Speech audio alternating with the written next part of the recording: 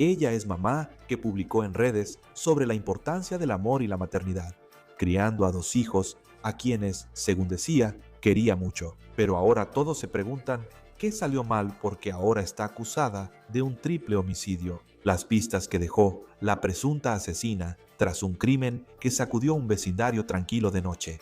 Este es el caso presentado por Law and Crime. Soy Chris Stewart.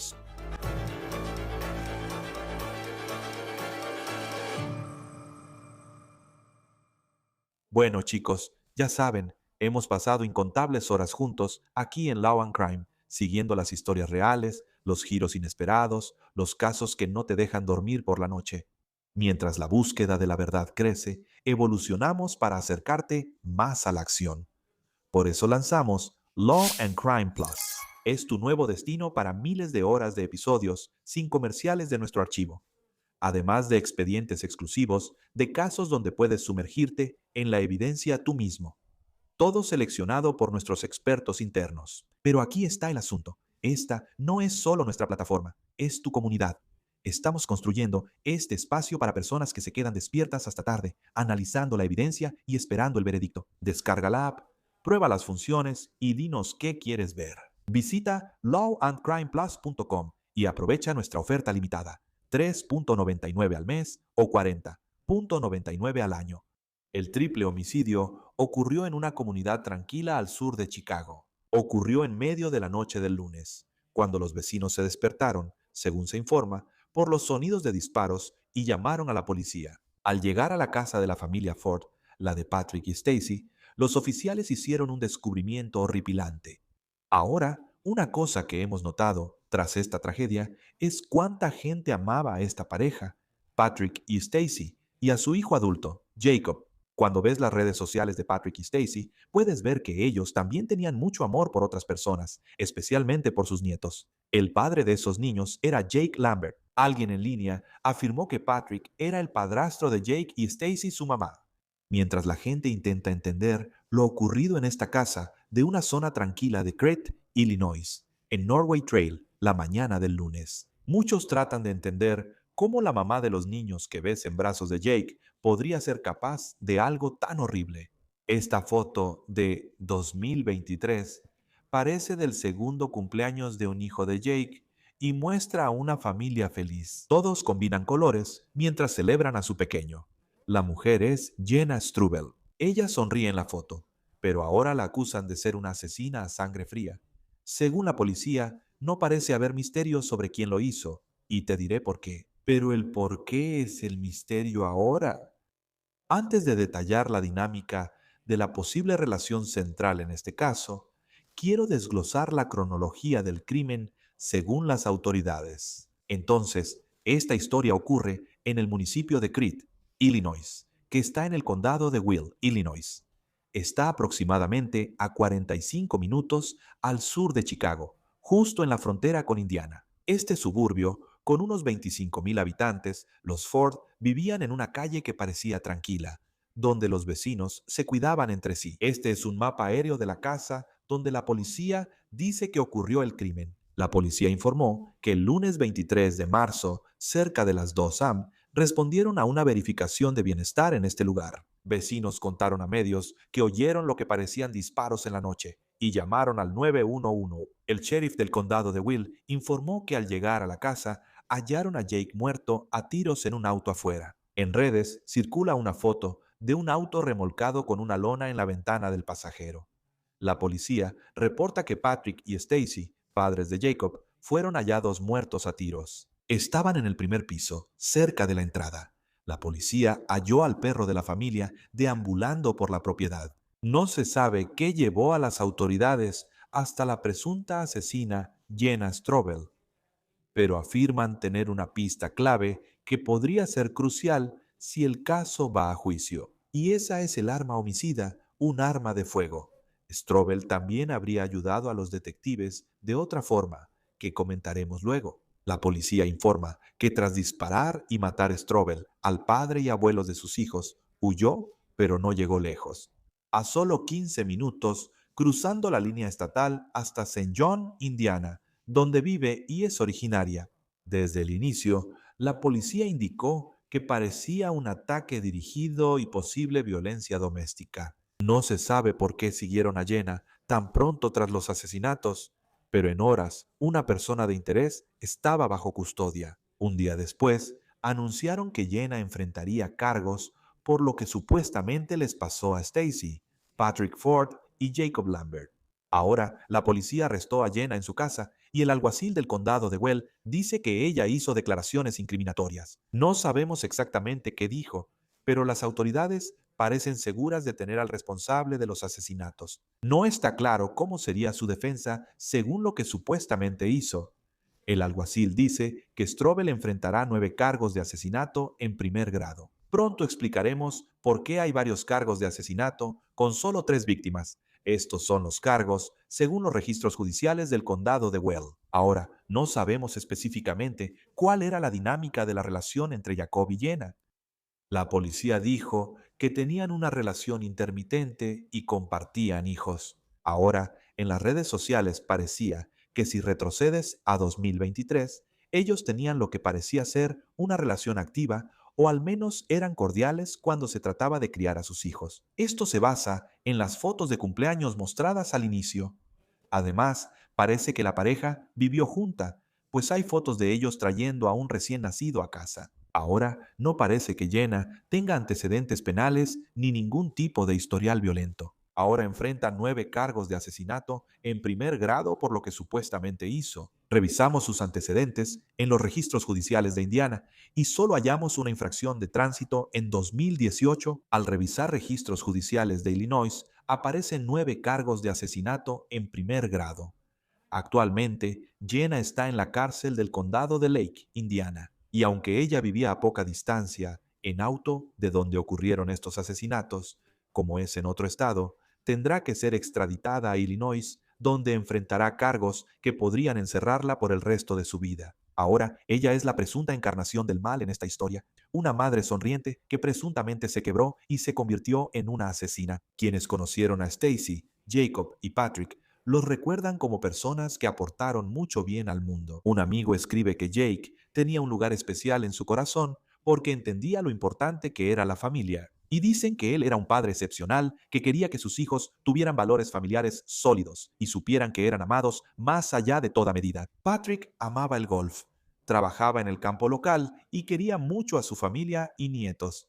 Será extrañado enormemente.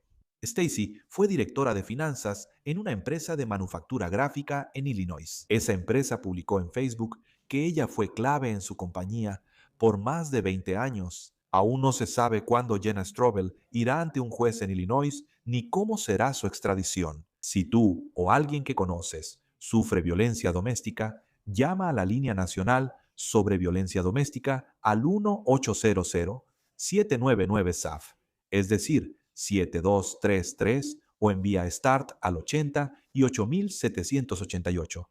Puede ser anónimo. Esta línea está atendida a las 24 horas del día, los 7 días de la semana. Nos acompaña Melba Pearson, abogada de derechos civiles y penal, exfiscal y conductora del canal de YouTube Resident Legal Diva, para hablar sobre este caso. Siempre es un gusto tenerte aquí en Law and Crime. Sabes, realmente es difícil entender esto. Ya sabes, cualquier caso de violencia, pero en este caso, esta mujer enfrenta 9 cargos de asesinato en primer grado por las 3 víctimas aquí. Quiero mencionar que CBS News Chicago aporta un dato que da algo de contexto sobre la relación, supuestamente diciendo que los agentes también fueron llamados a la casa en enero de 2025 por agresión doméstica e intervención de salud mental. Los funcionarios del sheriff informaron que Strobel fue internada involuntariamente el año pasado, así que podemos hablar sobre la salud mental en este caso. Pero cuando ves los 9 cargos, y sé que cada estado es diferente, pero 9 cargos de asesinato en primer grado, pero estamos hablando de 3 víctimas, ya sabes, las vidas que supuestamente ella les arrebató. ¿Qué opinas de ese tipo de cargos y por qué habría tantos para solo 3 víctimas? Sí, de nuevo, gracias por invitarme. Y definitivamente este es un caso trágico que nos recuerda que los hombres también pueden ser víctimas de violencia doméstica. Muchas veces nos enfocamos en que las mujeres son las sobrevivientes. Aunque muchas mujeres son sobrevivientes, los hombres también pueden verse afectados, como en este caso tan horrible. Sobre las 3 víctimas y 9 cargos, parece que los números no coinciden, ¿no? Pero eso es algo que es una peculiaridad en las leyes de algunos estados, no solo por las 3 víctimas, sino también al considerar la intención. A veces se agregan cargos adicionales por si algo sale mal más adelante en el proceso. Y tal vez como parte de las negociaciones, si eventualmente hay un acuerdo, algunos de esos cargos pueden ser retirados. A veces esos cargos se simplifican para los fines del juicio. Así que normalmente es una jugada estratégica por parte de la fiscalía, por eso vemos tantos cargos. Y va a haber, ya sabes, eventualmente, ella regresará a Illinois, ya sabes. Y, ya sabes, muchos estados lidian con esto cuando se trata de comunidades que están cerca de la frontera entre estados. Pero ella supuestamente huye tras lo ocurrido y luego la arrestan en Saint John, Indiana, cerca de Chicago, cruzando la línea estatal. Así que aunque esté tan cerca geográficamente, todavía tenemos que pasar por el proceso de extradición de la misma manera que si la hubieran atrapado a 200 millas de distancia en otra parte de Indiana. Claro, estoy en el sur de Florida y frecuentemente tenemos acusados que huyen a Georgia. Y aún así está justo al cruzar la línea estatal, pero todavía tenemos que extraditarlos de regreso porque, de nuevo, estás sacando a alguien de la custodia de un estado e intentando traerlo a tu propia custodia. Y por eso hay un proceso legal que se tiene que seguir en términos de, ya sabes, en el sistema legal nos referimos a esto como el cuerpo, pero en realidad es una persona, ¿verdad? Una persona viva. Pero esa es otra de esas rarezas. Debes presentar esas mociones para asegurar el transporte adecuado de la persona. Existe registro de su traslado del punto A al B sin denuncias de secuestro ni algo similar. Sabes, es solo para dejar muy claro cómo el acusado, la persona imputada, llegó del punto A al punto B. Y sé que en el momento en que estamos grabando esto, hasta donde entiendo, ella sigue en el condado de Lake, Indiana, y luego será llevada al condado de Will, Illinois, donde ocurrieron estos asesinatos de los que supuestamente es responsable.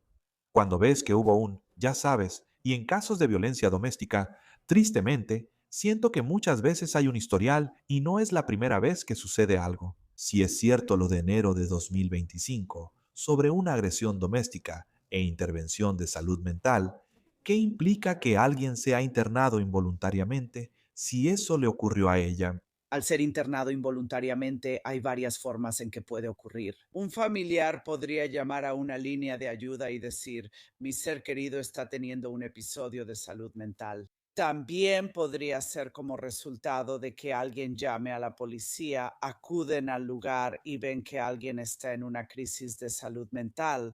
En ese momento, la persona es trasladada a una instalación de salud mental para recibir atención y observación. Por lo general, la hospitalización involuntaria sería de unas 24 o 48 horas más o menos en ese rango. No se trata de semanas o meses ni nada por el estilo. Es para asegurar que la persona esté estable y no represente peligro para sí misma ni otros. También puede ser para diagnosticar a la persona, ya que quizá tiene una crisis de salud mental y nunca antes fue diagnosticada como bipolar o esquizofrénica. Ahora es como, oh, espera, ahora podemos ponerle un nombre a lo que realmente está pasando y luego depende de la persona dar seguimiento al tratamiento en el futuro. No sabemos si ella fue diagnosticada o mucho sobre la relación.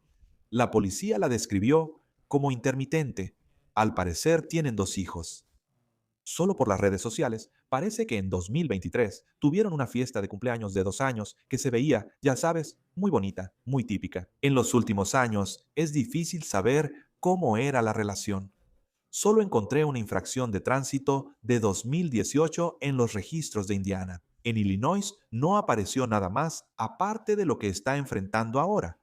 Incluso en casos como 2025, ¿qué registro existe si sucede algo similar? O sea, sería algo donde ocurre una situación y tal vez la familia dice, ¿sabes qué? ¿No queremos presentar cargos?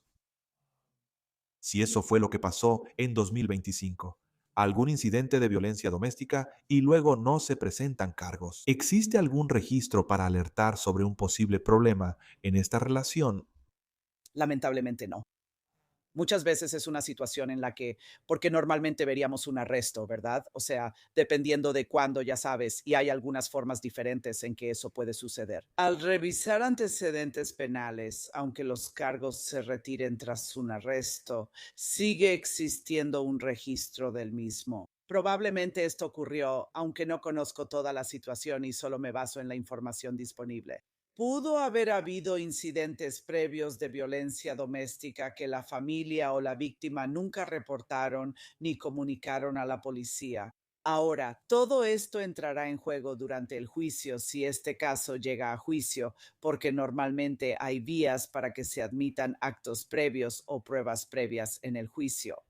Si hubo otros incidentes de violencia doméstica entre ellos, quizá presenciados por un familiar o amigo, o si la víctima comentó en el trabajo, ay Dios mío, mi ex me está volviendo loca. Ella fue y ya sabes, me ponchó las llantas o algo así, ¿verdad? Así que puede haber otras pruebas de violencia previa. Está fuera del sistema de justicia penal. Y cuando se trata de esto, no sabemos específicamente. Creo que en este punto, aparte de que, ya sabes, claramente tenían una relación intermitente. Quizá investigaron que hubo esta llamada en 2025 y parecía que rápidamente tenían a Jenna Strobel bajo custodia por los asesinatos de estas personas.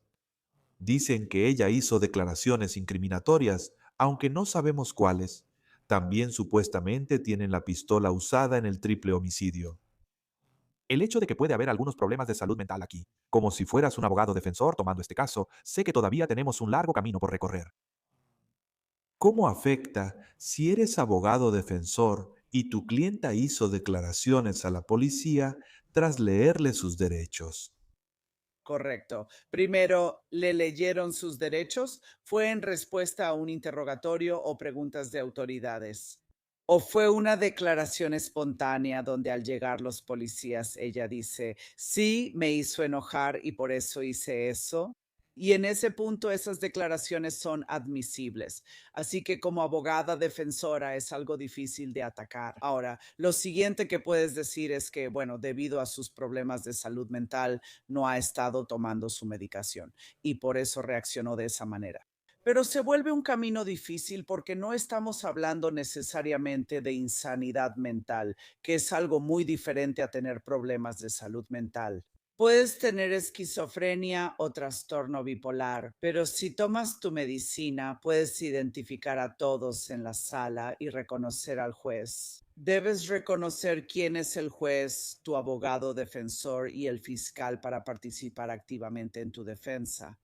Si el abogado defensor pregunta si quieres un acuerdo de culpabilidad, estos son los pros y contras. Tienes que poder seguir la conversación y tener una comprensión básica en comparación con, o sea, si estás completamente fuera de sí, ya sabes, y simplemente no puedes hablar, no, ya sabes, estás viendo, ya sabes, estrellas, sea cual sea el caso. No quiero tomarlo a la ligera, pero en la vida real la gente puede tener una crisis de salud mental. Bueno, esa es una persona que no puede participar de manera significativa en su defensa y tampoco puede comprender la gravedad de los cargos, así que no estamos muy seguras si ese es el problema ahí. Si es así, ese es un camino distinto. Además, es competente para ir a juicio, es un rumbo diferente que la defensa tendría que tomar. Pero el hecho de que ella solo tenga problemas de salud mental, eso por sí solo puede que no sea suficiente para ayudarla en el juicio. Puede usarse en la negociación de un acuerdo de culpabilidad, por ejemplo, mi clienta tiene problemas de salud mental. Como resultado de eso, ya sabe, ¿hay alguna manera en que podamos hacer algo diferente con la sentencia, conseguirle la ayuda que necesita, etcétera? Porque incluso si, ya sabe, esto, y no sabemos cómo era esta relación, era de idas y vueltas. Usted tiene una llamada por agresión doméstica en 2025, según dicen, pero aunque haya sido una relación extremadamente tóxica, aunque no haya arresto ni nada, pero si eso se presenta en el tribunal, que fue una relación tóxica, o sea, sigue siendo triple homicidio, ¿sabe? Y sigue siendo, o sea, es un crimen horrible si ella realmente hizo esto.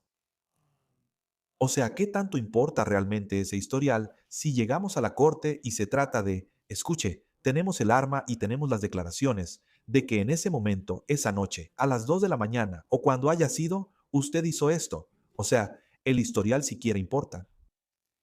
Creo que sí importa porque le explica al jurado de qué se trata esto. Los jurados, según el cargo, en este caso asesinato en primer grado, consideran el motivo y la premeditación. Pero no en todos los cargos ni en todos los casos la fiscalía tiene que probar un motivo. Muchas veces es bueno tenerlo, pero en la mayoría de los casos no hay un requisito legal para probar un motivo. Intención sí, pero porque alguien lo hizo. No necesariamente. Sin embargo, los jurados quieren saberlo y como fiscal eso facilitaba mi trabajo. Me gusta explicar por qué ocurrió el delito. A veces te levantas y dices, este crimen no tiene sentido, no sabemos por qué. No es lo ideal, pero así puedes lograr una condena. Es más sencillo si dices, estas dos personas tenían una relación. Él decidió no seguir con ella. Cuando intentaba dejarla, ella se volvía abusiva y aumentaba la presión. El jurado puede seguirlo fácilmente. Así que hace que el proceso sea más fácil desde el punto de vista de la fiscalía y más fácil para que el jurado entienda la totalidad de las circunstancias. Y ahora mismo solo tenemos la declaración que emitió la oficina del sheriff del condado de Will. No sabemos las narrativas específicas que saldrán en los documentos judiciales sobre lo que realmente sucedió. Sabemos que Jake Lambert fue encontrado muerto a tiros en un auto, y luego están sus padres, los Ford, que fueron encontrados muertos en el primer piso de la casa. Cuando piensas en una defensa y te acusan de múltiples asesinatos, como a ella en este caso, ¿puedes separar todos esos hechos como si algo hubiera pasado en el auto y luego algo diferente en la entrada de la casa? Para los fiscales, aunque se alegara defensa propia en el auto, ¿por qué también dispararon a las dos personas en la casa? Exactamente. Y de nuevo, depende de toda la narrativa que la fiscalía presente en el momento del juicio, porque podría haber una cámara Ring al otro lado de la calle que haya captado información clave. La cámara corporal del oficial, podría haber algo ahí, ya sabes, tal vez ella dijo algo sin pensar que podría ser útil, así que todo depende. Pase lo que pase, si yo procesara el caso, lo trataría como un solo episodio continuo. Comenzó en el auto y pudo haber sido así. La familia de uno de los padres salió al oír un disturbio. Ahora ella piensa, tengo testigos, debo deshacerme de ellos porque pueden contar que mi ex y yo tuvimos problemas antes. Así que lo veré como un solo episodio, no como dos incidentes distintos. Sí, sé que me adelanto. Ni siquiera la han regresado a Illinois y el juicio podría estar todavía muy lejos, según cómo avance esto. Si es que sucede. Supuestamente huyó, pero la arrestaron a 15 minutos de aquí, en Saint John, Indiana. ¿Cómo afectaría eso la defensa? Porque si eres fiscal, podrías decir que esta es una persona que no solo supuestamente hizo esto, sino que estas eran personas que ahora necesitaban ayuda porque resultaron heridas tras ser baleadas y ella huyó. ¿Cómo influye huir en la historia que contará la fiscalía? Entonces, desde el punto de vista de la fiscalía, vas a decir que demuestra conciencia de culpabilidad, que huyó porque sabía que hizo algo mal, no intentó quedarse y enfrentar las consecuencias, se fue. Ahora, la defensa argumentará algo como, bueno, tal vez ella vivía en la zona y estaba huyendo, estaba regresando a su casa o iba a la casa de una amiga. No, ya sabes, si realmente estuviera tratando de huir, no habría ido solo a un estado vecino, habría venido a Florida, habría ido a Nueva York, lo que sea. También podrías argumentar que ahí es donde podrías hablar de salud mental, que ya sabes, ella estaba tan confundida y todo lo demás, y por eso tuvo que huir del lugar. Eso no significa que estos sean argumentos que te hagan ganar el caso, y la Constitución no garantiza eso, solo exige que tengas una defensa. Así que esos podrían ser algunos de los aspectos en los que la defensa podría apoyarse. Por último, esta pregunta se adelanta un poco, pero en Illinois, donde esto ocurre, no hay pena de muerte, mientras que en Indiana sí la hay. En negociaciones para un acuerdo de culpabilidad, si los fiscales creen tener un caso sólido y la pena de muerte ya está descartada, ¿qué influencia tienes para que la persona acepte un acuerdo? En Indiana, un abogado defensor podría decirle a su cliente que pueden conseguirle cadena perpetua sin libertad condicional como herramienta de presión. ¿Qué influencia puede tener un fiscal en un estado sin pena de muerte, como Illinois, para que alguien acepte un acuerdo de culpabilidad? Mira, la idea de pasar el resto de tu vida en prisión para la mayoría de las personas no suena nada atractiva. ¿Verdad? Así que lo sé. Y con un arma de fuego involucrada, normalmente hay una pena de entre 25 años y cadena perpetua en ese tipo de casos. Así que tal vez la jugada sería, si yo fuera la abogada defensora, diría, mira, veamos si podemos conseguir la sentencia mínima de 25 años, porque entonces existe la posibilidad de que puedas salir, punto. Pero además podrías salir y ser parte de la vida de tus hijos. Ahora, de nuevo, eso es una discusión completamente aparte porque de verdad me parte el corazón por los dos niños que perdieron a su papá y a sus abuelos de un solo golpe. Y ahora perdiste a tu mamá porque está en el sistema y no va a regresar. Entonces, ¿quién va a criar a estos niños? Todo eso es realmente desgarrador. Pero de nuevo, podría haber un argumento si ella hubiera sido una buena mamá. Sé que mataste a un padre, eso no es ser buena mamá, pero en el día a día, ya sabes, en las interacciones, ella se aseguraba de que los niños comieran, fueran a la escuela, ya sabes, todo eso. La defensa podría usar eso como argumento para decir, escuchen, ella estaba activa en la vida de sus hijos, quiere la oportunidad de poder hacer eso de nuevo, ella acepta la responsabilidad por lo que hizo. Podríamos tener una pena mínima de 25 años con 3 personas, sigue siendo incierto. Pero preguntas. Sí. Es solo que, y me alegra que lo hayas mencionado, porque creo que, ya sabes, hay mucho dolor en esta historia. Y puedes ver a muchas personas, especialmente a los Ford, simplemente la cantidad de personas en la comunidad, ya sabes, que buscan su nombre en Facebook. Los tres, ya sabes, las víctimas en este caso, y Jake Lambert, y lo queridos que eran en la comunidad. Luego surgen muchas preguntas. Estos chicos ahora atraviesan esto por lo que supuestamente pasó en la madrugada del lunes. Melba Pearson, veremos qué pasa. Siempre es un gusto tenerte en Law and Crime. Gran experiencia y casos difíciles. Gracias. Eso es todo por hoy en On the Case, presentado por Law and Crime. Suscríbete en YouTube y síguenos en Spotify. Y ahora también estamos transmitiendo en Peacock. Soy Chris Stewart. Hasta la próxima.